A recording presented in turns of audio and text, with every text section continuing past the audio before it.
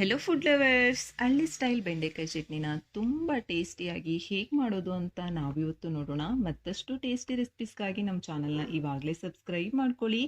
ಬನ್ನಿ ವೀಕ್ಷಕರೇ, ಲೇಟ್ ಮಾಡದೆ ವಿಡಿಯೋ ಒಳಗಡೆ ಹೋಗ್ಬಿಡೋಣ. ನೋಡಿ ವೀಕ್ಷಕರೇ, ನಾನಿಲ್ಲಿ 15 ಬೆಂಡೆಕಾಯಿನ ಚೆನ್ನಾಗಿ ತೊಳೆದು ತೇವ ಒರೆಸ್ಕೊಂಡು ಈ ರೀತಿ ಕಟ್ ಮಾಡಿ ತೊಗೊಂಡಿದ್ದೀನಿ. 1 ಟೊಮೊಟೊನೂ ಅಷ್ಟೇ ಚಿಕ್ಕದಾಗಿ ಕಟ್ ಮಾಡ್ಕೊಂಡು ತೊಗೊಳ್ಳಿ. 6 ಮೆಣಸಿನ್ಕಾಯಿ ತೊಗೊಂಡಿದ್ದೀನಿ, ನಿಮ್ಮ ಖಾರಕ್ಕೆ ಅನುಗುಣವಾಗಿ ತೊಗೊಳ್ಳಿ. 6 ಬೆಳ್ಳುಳ್ಳಿನ ಸಿಪ್ಪೆ ತೆಗೆದು ತೊಗೊಂಡಿದ್ದೀನಿ.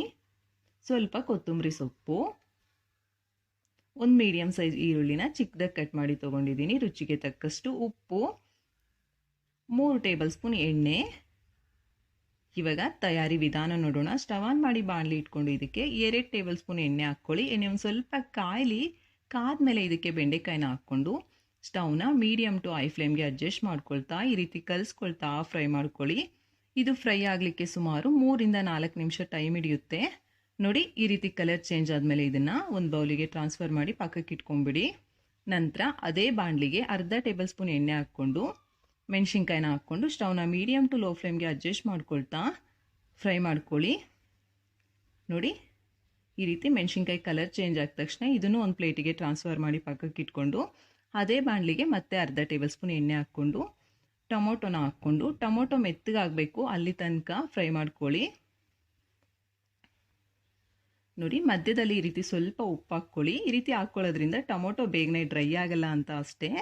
ಮತ್ತೆ ಕಲಿಸ್ಕೊಳ್ತಾ ಫ್ರೈ ಮಾಡ್ಕೊಳ್ಳಿ. ಟೊಮೊಟೊ ಇನ್ನೇನು ಸಾಫ್ಟ್ ಆಗಿದೆ, ಇದನ್ನು ಅಷ್ಟೇ ಒಂದು ಬೌಲಿಗೆ ಟ್ರಾನ್ಸ್ಫರ್ ಮಾಡಿ ಪಕ್ಕಕ್ಕೆ ಇಟ್ಕೊಂಬಿಡಿ. ಇವೆಲ್ಲ ಪೂರ್ತಿ ತಣ್ಣಗಾದ್ಮೇಲೆ ಒಂದು ಮಿಕ್ಸಿ ಜಾರ್ ತೊಗೊಂಡು ಅದಕ್ಕೆ ಮೆಣಸಿನ್ಕಾಯಿ, ಬೆಳ್ಳುಳ್ಳಿ, ಕೊತ್ತಂಬರಿ ಸೊಪ್ಪು ಮತ್ತು ಟೊಮೊಟೊ ಹಾಗೆ ರುಚಿಗೆ ತಕ್ಕಷ್ಟು ಉಪ್ಪನ್ನ ಹಾಕ್ಕೊಂಡು ಮಿಕ್ಸಿನ ಕ್ಲೋಸ್ ಮಾಡಿ ಮಿಕ್ಸಿ ಮಾಡ್ಕೊಳ್ಳಿ.